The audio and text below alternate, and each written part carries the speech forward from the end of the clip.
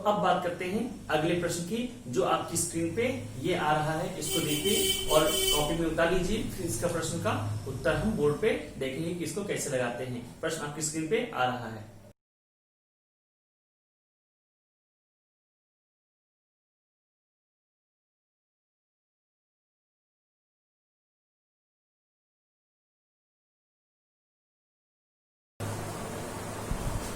अब जरा इस प्रश्न की बात करते हैं। इस प्रश्न में क्या है कि एक वर्ग है, जैसे पहला हमने पिछला प्रश्न किया था, तो उसी प्रकार का प्रश्न है, बस उसमें थोड़ा सा अंतर कर दिया गया है और अलग नेक्स्ट क्वेश्चन अच्छा सा क्वेश्चन बनाया गया है। देखिए बेटा, ये कह रहा है कि एक वर्ग है जिसपे क्यू क्यू क्यू क्यू को चारों कोणों पर आवेश रखे हुए हैं और वर्ग की भुजाएं ए दे रखी हैं। ठीक है, अब आपसे ये पूछ रहा है कि इन सभी आवेशों के कारण किसी एक बिंदु पर जो बल लग रहा होगा, उस बल को अगर संतुलित करने के लिए एक दूसरा आवेश हम यहाँ पर रखते हैं। कहाँ बेटा? इसके बिल्कुल केंद्र पर रखते हैं। कहाँ? सेंटर पर रखते हैं।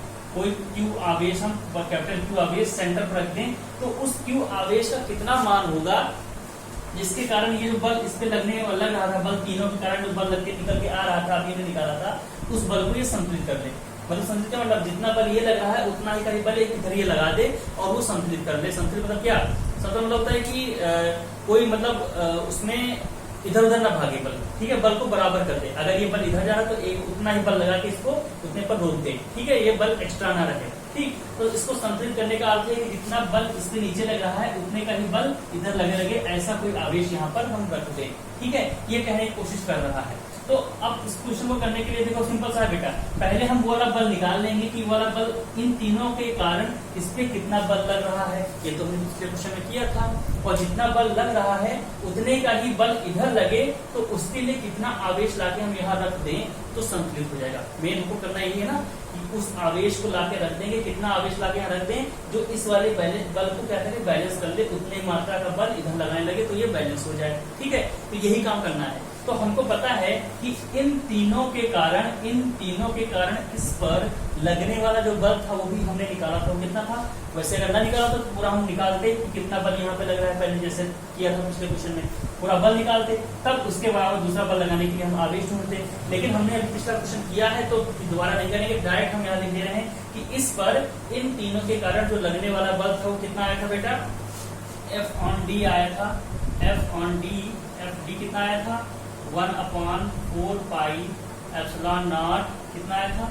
और Q/a² यहाँ आया था और ब्रैकेट में क्या आया था? 1/2 प्लस √2। आई थिंक यही आया था, है ना? यही बल तो आया था। Fd पर लगने वाला बल इन तीनों के कारण क्या था? 1/4 पाई एप्सिलॉन नॉट Q²/a² और ब्रैकेट में 1/2 प्लस √2। ये बल यहाँ पर ये लग रहा है Fd, ये बल यहाँ पर लग रहा है, इतनी मात्रा का बल इस पे ऐसे यहाँ की तरफ लग रहा है। ये हमारा हो गया Fd। इन तीनों के कारण बल लग रहा है, ये Fd बल, ये वाला बल इस पे लग रहा है। अब इसको अगर संतुलित करना है, इसको अगर संतुलित कर, थोड़ा सा अच्छा समझा दे इसको ताकि समझना है।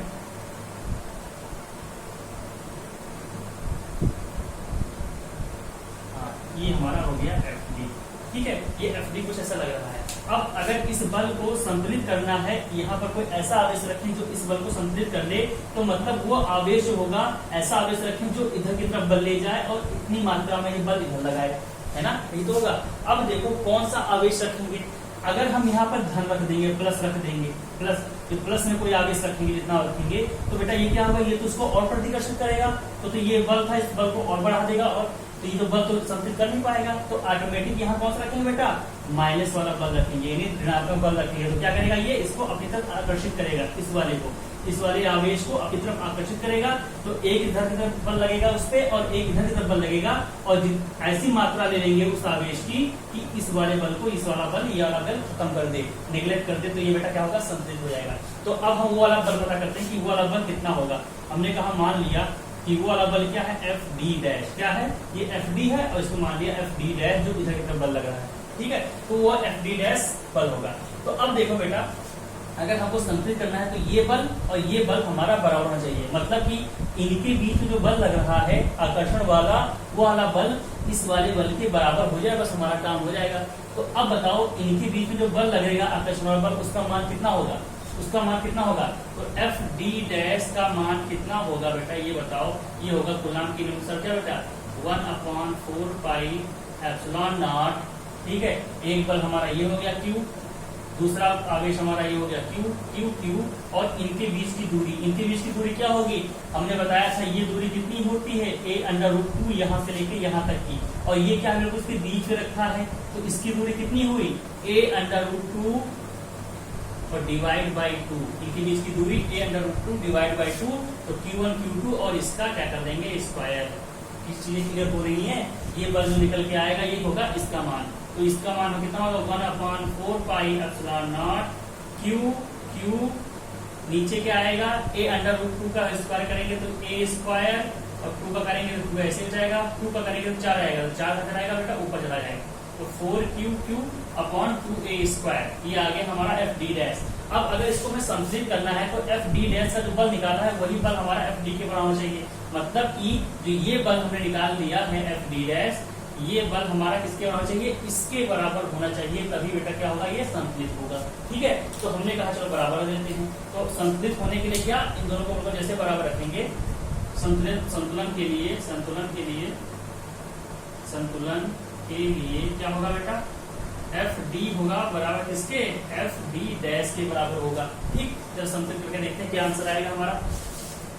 तो हमने कहा FD कितना है, हमारी है बेटा 1/4πε0 Q²/a² ब्रैकेट में 1/2 प्लस √2। ठीक है, और Q' की FD' की वैल्यू हमारी कितनी है 1/4πε0 4Q/2a²। इन दोनों को बराबर करके देखते हैं क्योंकि वैल्यू क्या आती है। अब देखिए यहाँ पर 1/4πε0 से 1/4πε0 कैंसिल हो गया। ठीक, और क्या कट रहा है 1Q से इसका 1Q कैंसिल। ठीक है, और इसका a² से a² कैंसिल, और तो कुछ कट नहीं रहा है। तो अब देखो यहाँ पर क्या वैल्यू आई, इधर बचा 4Q, तो 4Q बराबर इधर बचा हमारा Q ब्रैकेट में 1/2 प्लस √2, 4Q ब्रैकेट में Q, और ठीक है, और यहाँ पर हमारा एक चीज बच रहा है 4Q/2, 4Q/2 यहाँ पे बच रहा था। ठीक है, ये 2 ने छोड़ दिया था, तो 4Q/2 बराबर ये हो गया। तो हमारा क्या आया 4Q, यानी 2 से 2 कट गया हमारा, तो ये हमारा हो गया 2Q। जब हम Q बराबर लिखेंगे तो Q बराबर क्या आएगा Q/2 √1/2 प्लस √2। ठीक, ये लिखेंगे, ये हमारा आएगा। अब आगे इसको और अच्छे सॉल्व कर लेते हैं, तो अच्छे सॉल्व करेंगे तो क्या आएगा Q बराबर ब्रैकेट खोल लेते हैं, तो क्या आएगा Q/2 प्लस √1/2, तो Q/4 हो गया, और प्लस यहाँ करेंगे Q√2/2, तो ये हमारा आंसर निकल के आ गया। और एक चीज बात ध्यान रखिए कि जो ये Q होगा, जो आवेश ये कैसा होगा, मतलब ऋणात्मक है। कैसा है, ऋणात्मक है, मतलब कि जो हमारा आवेश आया क्या बेटा, ये ऋणात्मक में आएगा। या इसको अगर हम ब्रैकेट में ही रहने दें, ऐसे रहने दें, तो जो Q की वैल्यू आई है वो कितनी होगी, माइनस का Q/2 1/2 प्लस √2, ये हमारा आंसर निकल के आ गया है। यही होगा, ऋणात्मक पे इतनी वैल्यू रखेंगे। अगर ध्यान पर देंगे तो बेटा ये संतुलित नहीं कर पाएगा ये, और फोर्स को जब बढ़ा देगा, बल को बढ़ा देगा, तो इसमें कैसे रखेंगे, ऋणात्मक रखेंगे। तो Q/2 ब्रैकेट में 1/2 प्लस √2, तो ये हमारा आंसर निकल के आ गया। तो आई थिंक क्वेश्चंस लग रहे होंगे। और अगले प्रश्न की जो आपकी स्क्रीन पे ये आ रहा है, इसको देखिए और कॉपी में उतार लीजिए। फिर इसका प्रश्न का उत्तर हम बोर्ड पे देखेंगे कि इसको कैसे लगाते हैं। प्रश्न आपकी स्क्रीन पे आ रहा है।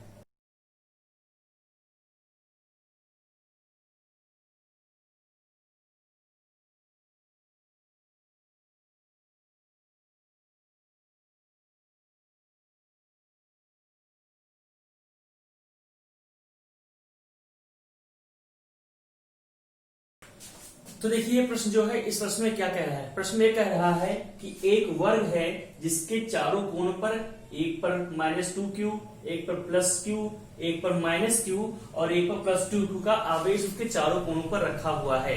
तो प्रश्न ये कह रहा है कि इन चारों आवेशों के कारण बिंदु O कहाँ है बेटा, इनके बिल्कुल बीच में है, जो दोनों इसके विकर्ण काट रहे हैं उसके बिल्कुल केंद्र पर है। उन विकर्णों को काटने वाले केंद्र पर O बिंदु है। तो उस O बिंदु पर कितना हमारा वैद्युत क्षेत्र होगा वैद्युत क्षेत्र कितना होगा हमको यहाँ पर निकालना है, मतलब कि हमको निकालना है यहाँ पर ई कितना होगा, कितना हमको निकालना है ई कहां पर, ओ पर ई कितना होगा, हमको वैद्युत क्षेत्र निकालना है, ई कितना होगा और कितना होगा और किस दिशा में होगा, मतलब परिमाण निकालना है और उसकी दिशा निकालनी है, हमारा ये प्रश्न है। ठीक है, तो हमको यहाँ पर दिया हुआ है चित्र के साथ में। अब जरा हम बात करते हैं कैसे हम इस प्रश्न को हल करेंगे। देखो बेटा, क्योंकि ये हमारा क्या है, एक तरह का वर्ग है, तो वर्ग है तो मतलब कि इसकी चारों भुजाएं क्या होंगी बेटा, बराबर होंगी, नंबर एक। नंबर दो, जो इसके बेटा विकर्ण हैं, ये एक दूसरे को जहां काट रहे होंगे तो वो एक दूसरे से बेटा कितना कोण बनाएंगे, 90 डिग्री का कोण बनाएंगे। इतनी बात, कोई दिक्कत, यहां पर भी 90 डिग्री बनेगा और यहां भी आपस में भी 90 डिग्री का कोण बनाते हैं। कभी भी वर्ग में जो विकर्ण होते हैं एक दूसरे से 90 डिग्री का कोण बनाते हैं, एकदम ध्यान रखिएगा। तो ये 90 डिग्री का कोण आपस में बनाएंगे, 90 डिग्री का कोण यहाँ पर। इतनी बात हो गई। अब चलिए हम पता करते हैं कि इनके बीच का कितना हमारा वैद्युत क्षेत्र की तीव्रता कितनी होगी, यहाँ पर ई कितनी होगी, उसको पता करते हैं। उससे पहले एक चीज और मान लेते हैं, मान लिया कि ये जो हमारा O है ये इससे बेटा कितनी दूरी पर है, ये सबसे अभी इसको हटा देते हैं 90 डिग्री का कोण, इसको जाने रखिए। तो जो हमारा इससे यहां तक की दूरी हमने मान लिया कि R है, कितनी दूरी बेटा, R। यहां से यहां तक की दूरी कितनी मान ली, R। अगर ये R है तो सब R होंगे, क्योंकि इसके सारे जो विकर्ण होते हैं विकर्ण को सब विभाजित करेंगे तो बराबर विभाजित होगा। तो ये R है तो ये भी R हो गया, ये R है तो ये भी R हो गया, मतलब चारों क्या हो गए हमारे R हो गए। अब पता करते हैं बेटा क्या, वैद्युत क्षेत्र की तीव्रता। हमने कहा कि वैद्युत क्षेत्र की तीव्रता O पर पहले पता करते हैं B के कारण कितना होगा, B के कारण। तो वैद्युत क्षेत्र की तीव्रता O पर कितने के कारण, B के कारण कितना होगा बेटा, तो निकालते हैं। क्या होता है फॉर्मूला, वैद्युत क्षेत्र की तीव्रता किसी बिंदु पर वैद्युत क्षेत्र की तीव्रता जहां हमें निकालनी होती है, क्या करते हैं, किसी आवेश के कारण किसी बिंदु पर वैद्युत क्षेत्र की तीव्रता निकालने क्या करते हैं, वहां पर एक प्लस क्यू नॉट का आवेश लाके हम उस जगह रख देते हैं और देखते हैं कि उस पर कैसा वो बल लगा रहा होगा और वहां से हम वैद्युत क्षेत्र की तीव्रता निकाल सकते हैं। ठीक है बेटा, तो हमने कहा एक प्लस क्यू नॉट का आवेश लाके हम यहाँ पे रख दें, फिर देखें इसके कारण उस पर क्या प्रभाव पड़ता है। तो जैसे प्लस क्यू नॉट का आवेश लाके यहाँ रखेंगे, ये क्या करेगा, ये इस पे इधर की तरफ बल लगाएगा, इधर की तरफ बल लगाएगा और वैद्युत क्षेत्र की तीव्रता की दिशा इधर निकल के आएगी, वो इधर की तरफ निकल के आएगी। बेटा क्या होगा, ये प्लस क्यू है, ये भी प्लस क्यू है, तो ये इधर की तरफ बल लगाएगा। तो ये जो हमारा निकल के आया, ये वैद्युत क्षेत्र की तीव्रता की दिशा किधर होगी, ई किसके कारण, ई ओ पर बी के कारण किधर होगी, इधर की तरफ वैद्युत क्षेत्र की तीव्रता होगी। तो ई ओ बी का जो मान हमारा होगा वो मान कितना होगा बेटा, क्या बताया था, 1/4 पाई एप्सिलॉन नॉट। ठीक है, और क्या होता है, किसी एक बिंदु के कारण किसी एक बिंदु के कारण वैद्युत क्षेत्र की तीव्रता कितनी होती है, Q/R², Q/R²। तो यहाँ Q है और यहाँ कितनी दूरी है R, तो Q/R²। ये हमारा हो गया EOB। ठीक है, ये फर्स्ट हो गया। ऐसे ही हम इसके निकल गया। अब हम पता करते हैं ये कितना लगा रहा होगा। तो देखो ये कितना लगा रहा होगा बेटा, ये माइनस है और ये क्योंकि यहाँ हम प्लस क्यू नॉट लेके आए हैं, तो ये क्या करेगा, ये अपनी तरफ इसको खींचेगा। तो जो वैद्युत क्षेत्र की तीव्रता आएगी बेटा कहाँ आएगी, इधर की तरफ आएगी। और साथ ही साथ यहाँ पर Q था, यहाँ पर टू टाइम्स है, मतलब जो ये हमने E लिया है इससे दुगना आएगा, क्योंकि जो हमारे वैद्युत क्षेत्र की तीव्रता होती है वो Q के डायरेक्टली प्रोपोर्शनल होती है। अगर Q बढ़ेगा तो हमारा उसी प्रोपोर्शनल में E भी बढ़ जाएगा। तो यहाँ पर दुगना Q है, तो ये इधर की तरफ जो E आएगा ये इसे दुगना होगा। कोई दिक्कत, तो हमारा ये जो निकल के आया E, ये हुआ O पर किसके कारण, EO पर A के कारण, EOA, ये हमारा इधर की तरफ निकल के आ गया। ठीक है, EOA इधर की तरफ निकल के आ गया, ये आप दिखा देते हैं। ठीक, अब ये हमारा EOA, तो इसको हम यहाँ EOA क्या लिखेंगे, EOA हमारा कितना होगा, 1/4 पाई एप्सिलॉन नॉट। Q की वैल्यू कितनी है बेटा, यहाँ 2Q है, कितनी है, Q की वैल्यू 2Q और R², मतलब इनके बीच की दूरी कितनी है बेटा, R²। चलो हो गया R²। ठीक, थर्ड हम बात करते हैं, इस पर इसके कारण कितना बल लगा होगा, इस पर इसके कारण कितना बल लगा होगा। अब देखो बेटा ये प्लस है और ये भी प्लस है, मतलब कि इस पर ये इधर की तरफ बल लगा रहा होगा, इधर एक वैद्युत क्षेत्र की तीव्रता आएगी। और बेटा ये दुगुना था तो ये भी तो दुगुना ही है, मतलब परिमाण में दोनों समान होंगे, खाली दिशा इसकी इधर हो जाएगी। तो देखो बेटा अब इस पे जो लग रहा होगा वो भी इधर की तरफ लग रहा होगा, और जितना लंबा ये उतना लंबा ये भी लगेगा, क्योंकि ये भी दोगुना है। तो यहाँ पर आया EO पर D के कारण, EO पर O पर D के कारण, तो EOD उधर के आ गया।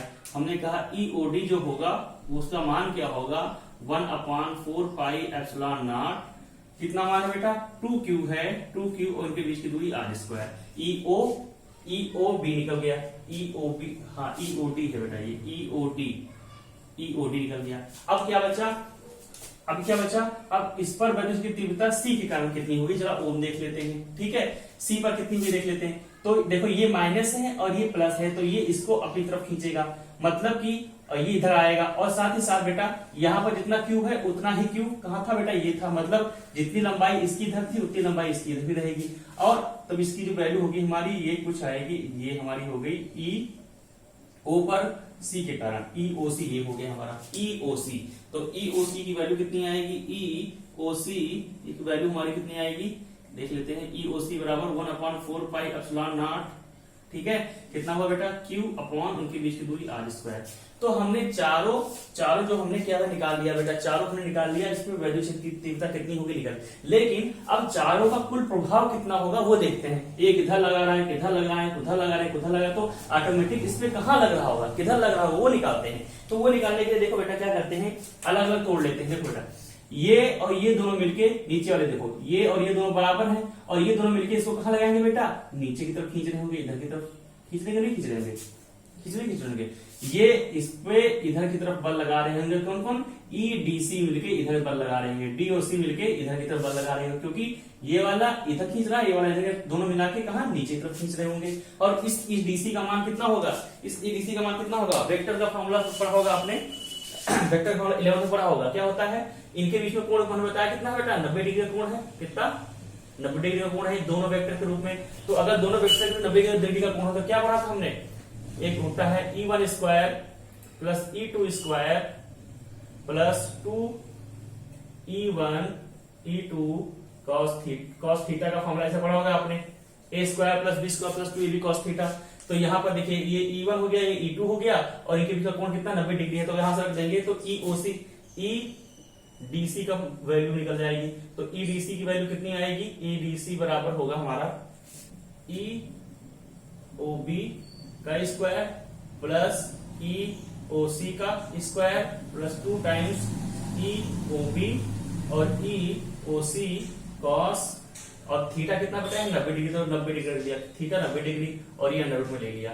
अब देखो बेटा cos 90 क्या होता है, cos 90 होता है हमारा 0, cos 90 हमारा होता है 0। तो जैसे cos 90 हमारा 0 होगा यहाँ पे, वैसे ही इस पूरे टर्म को क्या हो जाएगा, 0 कर देगा। तो ये पूरा टर्म हमारा खत्म हो जाएगा, यहाँ से इसकी बात खत्म हो गई। तो बचेगा क्या बेटा यहाँ पर EOB square plus EOC square. ठीक है, EOB square plus EOC square. तो यहां से EDC की वैल्यू कितनी निकल के आएगी उसको देख लेते हैं। EOB स्क्वायर की वैल्यू कितनी है, EOB कहां है बेटा, वहां पर है। तो क्या है 1/4 pi epsilon naught Q upon R square, एक तो इसका स्क्वायर आ गया, ठीक है, और प्लस EOC का वैल्यू कितनी आई है, EOC की वैल्यू आई है 1/4 pi epsilon naught Q upon R square का होल स्क्वायर, और इसका अंडर रूट ले लेंगे तो हमारी वैल्यू निकल के आ जाएगी। अब देखो बेटा यहाँ पर देखो ये और ये दोनों बेटा क्या है, बराबर ही तो है, दोनों बराबर ही हैं।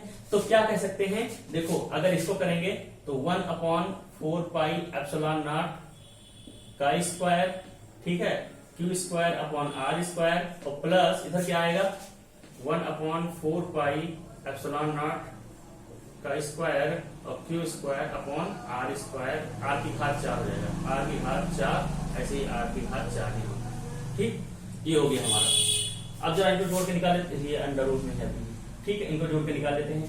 अब देखो बेटा ये और ये दोनों क्या है बेटा, कॉमन, यहाँ भी कॉमन है, यहाँ भी कॉमन है, तो मतलब ये दो गुना हो जाएंगे। तो 2 गुना हो गया हमारा क्या 1/4 पाई एप्सिलॉन नॉट, ठीक है, Q अपॉन R की घात 4, ठीक है, ये स्क्वायर हमारा 2 गुना हो गया, ठीक है, 2 गुना हो गया। अब इसको जब बाहर लेके आएंगे तो ये स्क्वायर और ये अंडर रूट कट जाएगा, तो हमारा आंसर क्या आएगा, आंसर यहाँ लिख दे रहे हैं बेटा, जो हमारा EDC आएगा, EDC उसकी वैल्यू क्या आएगी, अंडर रूट 2 ऐसे रहेगा, बाकी सारा बाहर आ जाएगा। तो 1/4 pi epsilon naught Q upon R square, Q upon R square Q upon R की घात, अच्छा क्यू अपॉन आर स्क्वायर, यहाँ एक गलती हो गई है, क्यू अपॉन आर की घात 4 स्क्वायर, क्यू स्क्वायर, ये क्यू स्क्वायर अपॉन आर की घात 4,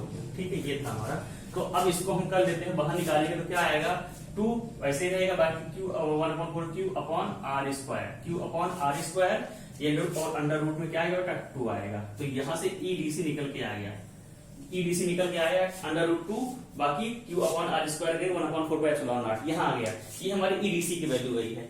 ऐसे ही हम बात करते हैं बेटा किसकी, ईओए और ई, देखो यहाँ देखो ईओसी निकल गया, और ऐसे ही ऊपर भी तो खींच रहा होगा उसको, ऊपर भी तो खींच रहा होगा, तो ऊपर खींचने के कारण इसको बेटा कहाँ एक बार इधर लग रहा होगा, एक बार इधर लगा होगा, तो इसी कारण जब ये इधर लग रहा है इधर, तो इसको ओवर खींच रहा होगा। इसको हमने कह दिया कि नाम इसका दे दिया ई ए बी, ए बी मिलकर इधर की तरफ बल लगा रहे हैं इसकी तरफ, सॉरी वैद्युत क्षेत्र की तीव्रता उधर हो रही होगी, ई उधर हो रही होगी, तो उसकी वैल्यू कितनी आएगी ई ए बी, उसको भी ऐसे ही निकालेंगे 2ab cos थीटा करके, ठीक है, a square plus B square प्लस 2ab cos थीटा करके। तो यहां से जो ई ए बी की वैल्यू आएगी, यहां भी कोण 90 डिग्री ही बन रहा है, तो मतलब cos थीटा हमारा 0 हो जाएगा। तो ई ए बी की वैल्यू कितनी आएगी, अंडर रूट ई ओ ए का होल स्क्वायर और प्लस ई ओ डी का होल स्क्वायर, ठीक है, ये हमारे आई भाई। बाकी 2ab cos थीटा जब करेंगे तो वो ऑटोमेटिक हमारा 0 हो जाएगा, क्योंकि थीटा वहां पर 90 है। तो यहाँ पर ई ओ ए का वैल्यू लेते हैं।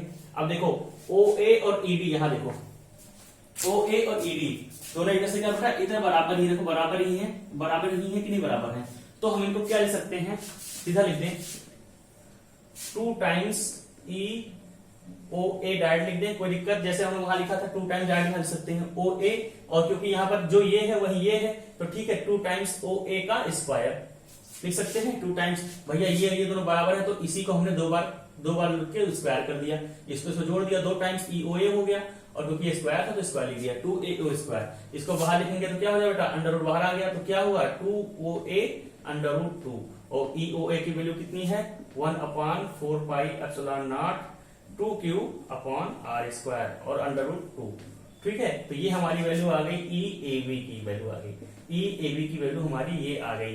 अब देखो बेटा ई डी सी इधर खींच रहा है, ई ए बी उधर खींच रहा है, लेकिन ई ए बी की वैल्यू ज्यादा है, ई ए बी की वैल्यू उधर ज्यादा है और ई डी सी की वैल्यू थोड़ी कम है, क्योंकि ये दोनों छोटे थे और ये दोनों बहुत बड़े हैं, तो उधर ऊपर की तरफ ज्यादा ताकत से खींच रहा होगा, नीचे की तरफ ज्यादा कम लग रहा होगा, तो कुल मिलाकर इसमें कितना होगा बेटा, लगेगा इधर की तरफ ही, लेकिन क्या करेगा इसमें से इसको घटा देगा, क्योंकि इसका जो प्रभाव है ये इसको ये कम कर रहा है, ये प्रभाव जो इसका इधर जाने वाला है ये प्रभाव इसको कम कर रहा है। तो रिजल्टेंट जो हमारा होगा, जो हमारा ये उतार लेना, हम मिटा दे रहे हैं, तो जो कुल मिला के जो ई होगा हमारा ओ पर वो कितना होगा, ई जो होगा ओ पर, जो ई हमारा ओ पर होगा, ई ओ पर होगा वो कितना होगा बेटा, E A B minus E D C, E A B minus E D C कर देंगे तो ई ओ हमारा निकल के आएगा। तो कितना ई ए बी आया था हमारा बेटा, ई ए बी हमारा आया था 1/4 pi epsilon naught Q upon R square under root 2,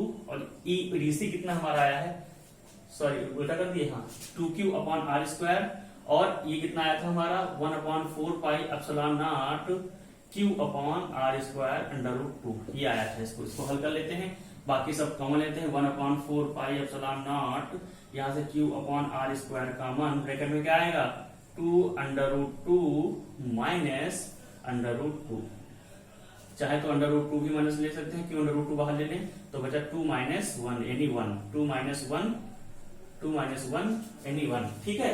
तो 2 माइनस 1 एनी 1, तो इसकी वैल्यू कितनी आई, ई ओ की वैल्यू कितनी आई 1/4 pi epsilon naught Q under root 2 upon R square, ये 2 माइनस 1 हो गया। तो ये हमारी वैल्यू निकल के आई, जो यहाँ पर ई ओ पर लग रहा होगा। कुल मिला के जो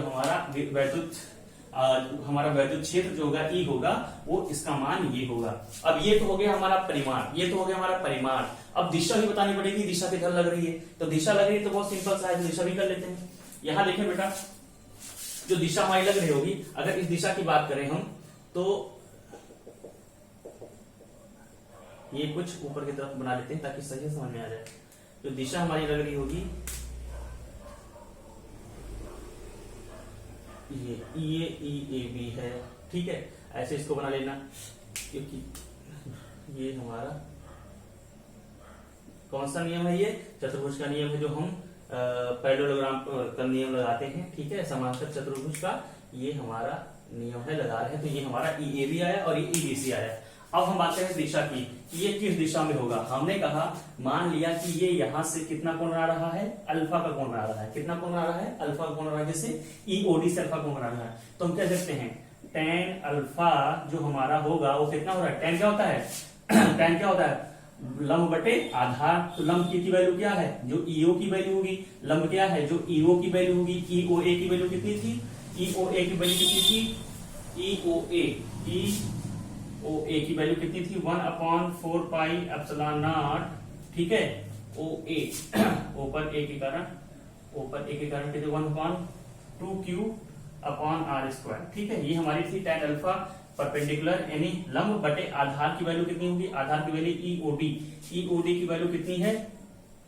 ईओडी की वैल्यू कितनी होगी? 1/4 pi epsilon naught 2q upon R square. तो ये हमारी ये क्या हो गया? लंब। ये अगर अल्फा लिया तो ये हो गया लंब। लंब मतलब ये और आधार का मतलब ये। तो इसकी वैल्यू कितनी थी? 1/4 epsilon 2q upon R square अभी लिखवाया था। और आधार की वैल्यू कितनी हुई? 1/4 epsilon 2q upon R square, जो इसकी दूरी है, इसकी लंबाई है। तो बेटा देखो, दोनों पर ये समान है, तो काट दें। तो यहां से कितनी वैल्यू आई? ये कट गया। तो tan अल्फा बराबर कितना आया? tan अल्फा बराबर कितना आया? 45 डिग्री। तो tan अल्फा बराबर कितना आया? 1। tan अल्फा बराबर कितना आया? 1। और tan अल्फा अगर 1 आता है तो अल्फा बराबर कितना होगा?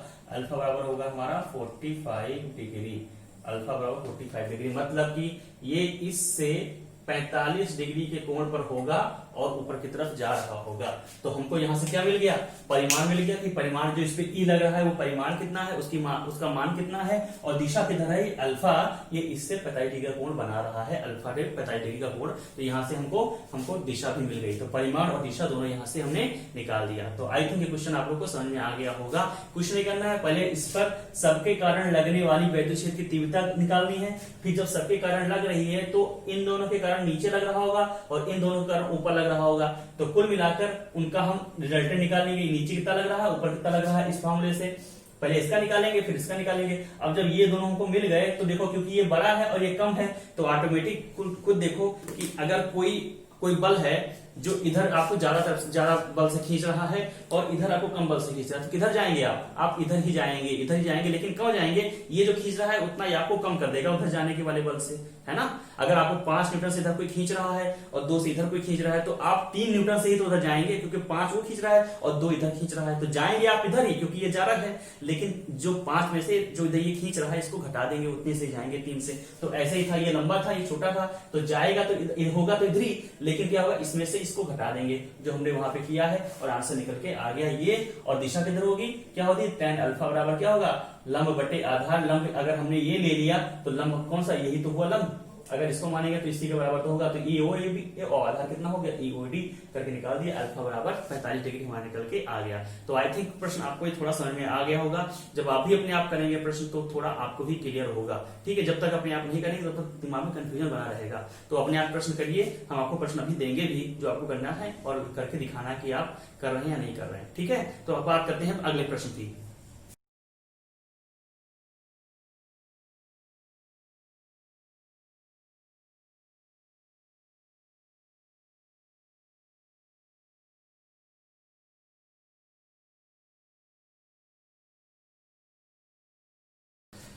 तो इस प्रश्न में कह रहा है कि एक समबाहु त्रिभुज है। समबाहु त्रिभुज क्या होता है? जिसकी सारी भुजाएं बराबर होती हैं, मतलब ये L और ये L सारी भुजाएं बराबर होती हैं। इस समबाहु त्रिभुज के तीनों कोनों पर आवेश रखे हुए हैं, एक +q, एक -q, एक +q आवेश रखा हुआ है। तो प्रश्न ये कह रहा है कि जो इसका केंद्रक होगा, केंद्रक मतलब क्या? जो इसका केंद्रक होता है यहाँ पे केंद्रक, इस केंद्रक पे, इस त्रिभुज के केंद्रक पे अगर कोई आवेश बड़ा कैपिटल Q रख दे, ठीक है, कैपिटल Q यहाँ आवेश रख दें, तो उसके कारण इस बिंदु को नाम लेते हैं, हमने कहा ओ बिंदु है, तो इस ओ बिंदु पर कितना बल लग रहा होगा और किस दिशा में लग रहा होगा, हमसे ये प्रश्न पूछ रहा है। अगर यहाँ पर हम कोई क्यू आवेश रख दें, अब खुद सोचिए चारों तरफ इसके आवेश हैं, एक यहाँ आवेश, एक यहाँ आवेश, एक यहाँ आवेश, कोई एक दूसरा आवेश लाके अगर बीच में रख दें तो उसपे बल लगना शुरू होगा, नहीं लग रहा है, ये बल लगाएगा, ये बल लगाएगा, ये बल लगाएगा, सब बल लगाना शुरू कर देंगे, तो वो उस पर कितना बल कुल लग रहा है, उस बल को हमें निकालना है। तो चलिए शुरू करते हैं। हमने कहा कि यहाँ पर क्यू आवेश अगर रखा है तो इसके कारण इस पे बल लग रहा होगा, कितना लग रहा होगा, इसके कारण इसे बल लग रहा होगा, ये माइनस है और ये प्लस है, तो ये इसको अपनी तरफ खींचेगा, आकर्षित करेगा, आकर्षण बल लगेगा, नहीं लगेगा, उसको हमने नाम दिया एफ। बल कौन सा बल, किस पर, ओ पर, किसके कारण, इसको नाम देते हैं ए बी सी, तो एफ ओ पर किसके कारण, ए के कारण, तो एफ ऑफ ओ ए हो गया, ठीक है, ये इधर लग रहा है। दूसरा बल एक ये लगाएगा इसके ऊपर, लेकिन ये कैसा लगाएगा, ये प्लस है और यही प्लस है, तो मतलब ये प्रतिकर्षण लगाएगा, मतलब ये वाला बल कहाँ होगा, इधर की तरफ होगा, ठीक है। ये एफ का मान कितना होगा, F of O due to B, यानी ओ पर बी के कारण, ठीक है। एक बल ये भी लगाएगा, इसमें ये भी प्लस है और यही प्लस है, तो इस पे बल कहाँ लगाएगा बेटा, ये वाला इधर लगाएगा, ठीक है। तो ये एफ हमारा हो गया F of O due to C, तो एफ ओ सी ये हो गया।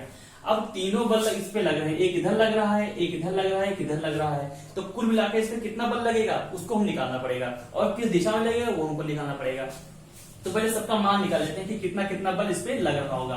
तो हम पहले एफ ओ ए का मान निकालते हैं। एफ ओ ए का मान कितना होगा बेटा, एफ ओ ए का मान कितना होगा, दो आवेशों के बीच में लगने वाला बल, क्या कूलॉम का नियम ही तो कहता है, तो क्या होता है 1/4 पाई, ये इसको भी के लिख लेते हैं, आसान रहेगा बाबा लिखने से, के क्यू, ए क्यू, दूसरा क्यू क्या है बेटा, कैपिटल क्यू। अगर उनके बीच की दूरी क्या है बेटा, नहीं पता है हमको, तो हम उसको ओ ए लिखते हैं, तो ओ ए का स्क्वायर लिख देते हैं अभी, ठीक है। इसको पता करना पड़ेगा कि दूरी कितनी है इनके बीच की, ठीक है। वैसे आप ध्यान रखिए, हमेशा ध्यान रखिए कि जो समबाहु त्रिभुज होता है,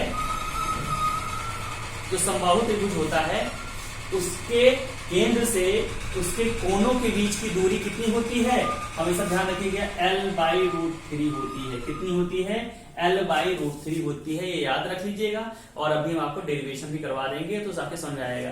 तो किसी भी समबाहु त्रिभुज के केंद्र से उसके कोनों की दूरी कितनी होती है बेटा, L/√3 होती है। मतलब ये लंबाई और ये लंबाई क्या होगी, L/√3 होगी। तो यहाँ पर डायरेक्ट हम L/√3 रख देते हैं, तो Q2 और L/√3 का होल स्क्वायर, ये FOA आ गया।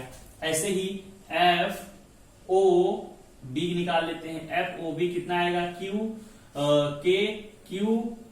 Q अपॉन बीच में क्या आएगा बच्चे उनके, L/√3 का होल स्क्वायर, ये भी आएगा।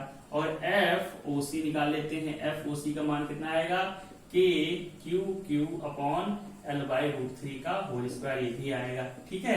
अब देखो तीनों बल क्या है बेटा, सेम जैसे ही है, क्योंकि आवेश सब बराबर है, उनके बीच की दूरी ही बराबर है। यहाँ जो आवेश रखा, यहाँ जो आवेश रखा, यहाँ जो आवेश बराबर ही है, और उनके बीच की दूरी ही बराबर है, इसलिए तीनों बल क्या है, समान ही आएंगे। बस ये क्या है कि ये आकर्षण कर रहा है और ये क्या कर रहा है, प्रतिकर्षण कर रहा है, बाकी दोनों, ठीक है। तो कुल मिला के बल हम देख लेते हैं। अब इतना आ गया। अब ये बताइए, एक इसको इधर खींच रहा होगा, ये इधर खींच रहा हो, एक इधर खींच रहा होगा, तो कुल मिलाकर इस पे किधर तरफ, ये किधर तरफ बल लग रहा होगा। एक इसको इधर खींच रहा है, इधर खींच रहा है, तो मतलब एक इधर खींच रहा है, इधर खींच रहा है, तो इसके ऊपर कहां बल लग रहा होगा, इधर की तरफ लग रहा होगा। तो ये दोनों मिलके इस पे बल लगा रहे हैं, किधर की तरफ, इधर की तरफ ही बल लगा रहे होंगे। ये दोनों मिलके, ये और ये मिलके इस तरफ बल इधर ही लगा रहे हैं, तो इसको नाम क्या दिया हमने, दे दिया FBC। तो इन दोनों का प्रभाव FBC हो गया, और FOA ऑलरेडी उधर लग रहा है, FOA ऑलरेडी उधर ऊपर लग रहा है, तो कुल प्रभाव कितना हो जाएगा, FBC और प्लस FOA, जो इस पर कुल बल लग रहा होगा। तो पहले हम FBC का मान निकाल लेते हैं और फिर FBC और FOA को जोड़ देंगे, तो कुल मिल जाएगा कि इधर की तरफ कितना बल इस पे लग रहा है। तो पहले FBC की वैल्यू पता करते हैं। तो FBC की बात अगर पता करें तो FBC देखो बेटा, हमने पढ़ा है, अभी वही पढ़ा है कि जो हमारे वेक्टर होते हैं, वेक्टर मतलब क्या, सदिश राशियां होती हैं, उनको अगर दो वेक्टर को हमें जोड़ना हो तो कैसे जोड़ते हैं, अगर उनके बीच का कोण पता हो हमको, या अगर ये राशि और ये राशि इनको जोड़ना हो, इनका रिजल्टेंट यानी इनका परिणामी क्या होगा हमें पता है। R बराबर हमने 11 में पढ़ा होगा, क्या होता है, A² + B² + 2AB cos θ, ये 11 में पढ़ा हुआ है कि अगर दो वेक्टर दिए हुए तो उनका परिणाम ये होता है। तो दो वेक्टर ये एक ये, तो इनका परिणाम जो FBC आएगा वो कुछ ऐसे निकल के आएगा। तो FBC का मान कितना होगा, FBC बराबर होगा, ये हो गया एफ ओ बी का square plus F O C का square plus 2 F O B F O C cos theta. अब थीटा कितना होगा बेटा, देखो थीटा कितना होगा, ये देखो तीन रेखाएं, एक ये, तीन रेखाएं हैं, पूरा कितना होता है 120 डिग्री होता है। और क्योंकि तीनों रेखाएं क्या इसको बराबर में बांट रही हैं, कुल का होता है 360 डिग्री और तीन रेखाएं काट रही हैं, तो मतलब एक कितना हो गया 360/3 यानी 120 डिग्री। तो ये कोण कितना हो गया 120 डिग्री कोण हो गया, कितना 120 डिग्री इनके बीच में कोण बन रहा है। तो हमने कॉस कितना लिखा, कॉस थीटा की जगह कॉस 120 लिखा। अब इसकी वैल्यू निकाल लेते हैं, एफ ओ बी का square plus F O C का square plus 2 times F O B F O C और कॉस 120 को क्या लिख सकते हैं, कॉस 120 क्या होता है, कॉस 90 प्लस थीटा क्या होता है माइनस साइन थीटा। ये सारे फॉर्मूले आपको याद होने चाहिए। तो मतलब इसको कह सकते हैं cos 90 plus theta, 90 plus theta मतलब क्या 90 प्लस 90 धन 30, 90 धन 30, तो 90 धन 30 करेंगे 220 मिलेगा। तो कॉस 90 प्लस थीटा क्या होता है माइनस साइन थीटा, यानी कि क्या हो गया यहाँ पर माइनस साइन 30, कितना हो गया माइनस साइन 30। तो यहां से निकाल लेंगे, ये अंडर रूट कर देते हैं, ठीक है। तो यहां से कितनी आई value, F O B square plus F O C square plus 2 F O B F O C और साइन 30 की वैल्यू कितनी होती है 1/2। तो यहाँ पर क्योंकि माइनस लगा तो माइनस में आ गया 1/2, यहाँ पर लिख दिया हमने, ये हो गया हमारा अंडर रूट। ठीक, अब देखो बेटा एफ ओ बी और एफ ओ सी की बात करते हैं।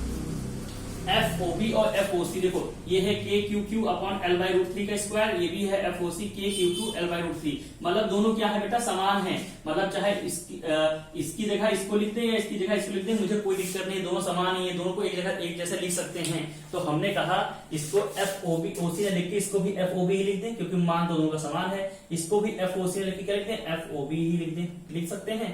तो अब देखो क्या हुआ, ये F O B square plus F O, तो ये कितना हो गया 2 times F O B square, 2 times F O B square plus 2 times F O B का, एफ ओ बी यहाँ गुणा है तो एफ ओ बी का स्क्वायर, ये हो गया 2 टाइम्स एफ ओ बी का स्क्वायर। और इसका आंसर कितना आ गया -1/2, यहाँ से इसे गुणा हो गया, ठीक है। तो -2 से ये 2 कैंसिल हो गया, तो ये कितना आया 2 एफ ओ बी का स्क्वायर, ये हो गया माइनस का एफ ओ बी का स्क्वायर, ये सब अंडर रूट में चल रहा है, ठीक है, अंडर रूट में चल रहा है। तो यहां से देखो 2 एफ ओ बी में एफ ओ बी चला गया तो कितना आया एफ ओ बी का स्क्वायर अंडर रूट में। तो यहां से हमारा जो एफ बी सी आएगा, एफ बी सी ये अंडर रूट से ये 2 कैंसिल, तो कितना एफ बी सी आएगा हमारा एफ ओ बी के बराबर ही हमारा एफ बी सी आएगा। तो जितना एफ ओ बी का मान है वही हमारा क्या होगा एफ बी सी। तो यहां से हमको एफ बी सी मिल गया, एफ बी सी बराबर एफ ओ बी, और एफ ओ बी का मान कितना है K Q Q upon L by root 3 का होल स्क्वायर, ये हमारा एफ बी सी का मान मिल गया। अब एफ बी सी का मान मिल गया तो कुल बल कितना लग रहा होगा ऊपर वो भी देख लेते हैं। कुल बल कितना लग रहा होगा, इसको मिटा देना, आप नोट कर लीजिएगा, ठीक है। तो कुल बल कितना लग रहा है ऊपर देख लेते हैं। तो कुल बल कितना होगा, बल किस पे ओ पर कितना लग रहा होगा, कितना होगा एफ ओ ए, हमको ये मिल गया एफ बी सी और एफ ओ ए ऑलरेडी ऊपर लग रहा था, तो कुल कितना लग गया एफ ओ ए और प्लस एफ बी सी, ये 2 बल मिलके तो ऊपर की तरफ बल लगाएंगे। तो इसका मान कितना होगा भैया देख लेते हैं। एफ ओ ए का मान कितना था, एफ ओ ए था हमारा K Q Q upon L by root 3 का होल स्क्वायर और प्लस एफ बी सी का मान हमने निकाल लिया है, क्या है K Q Q upon L by root 3 का होल स्क्वायर, सेम वही है। तो क्या करेंगे बेटा डायरेक्ट हमको जोड़ दें, दुगना कर दें, तो 2 हो गया 2 k Q Q upon L by root 3 का होल स्क्वायर, ठीक है। इसको सॉल्व कर लेते हैं, 2 k Q Q upon L square और बट्टे 3 करेंगे तो 3 ऊपर चला जाएगा, तो 3 क्या होगा 6 टाइम हो जाएगा, 6 टाइम के क्यू अपॉन एल स्क्वायर। तो यहां से जो हमारा एफ ओ निकल के आया, अब के की वैल्यू रख देते हैं, के की वैल्यू कितनी है 1/4 पाई एप्सिलॉन नॉट और 6q अपॉन एल स्क्वायर। यहां से एफ ओ जो निकल के आया, एफ जो बल लग रहा है ओ पर एफ लग रहा है वो कितना होगा 1/4 pi epsilon not 6q upon L square, ये हमारा निकल के आ गया। और दिशा किधर होगी बल की बेटा, दिशा इधर की तरफ ओ ए की दिशा है, किधर दिशा है ओ ए की दिशा है, उधर तरफ होगी क्योंकि दोनों बल मिलकर इधर की तरफ जा रहे हैं। तो ओ ए की जो दिशा है इधर की तरफ होगी। ठीक है, तो आई थिंक ये चीजें आपको समझ में आ गई। ये बल कहाँ लग रहा होगा, इधर की तरफ लग रहा होगा ऊपर। तो ये क्वेश्चन हमारा सॉल्व हो गया। अब बात करते हैं अगला क्वेश्चन की, जो आपकी स्क्रीन पे आ रहा है, देखिए।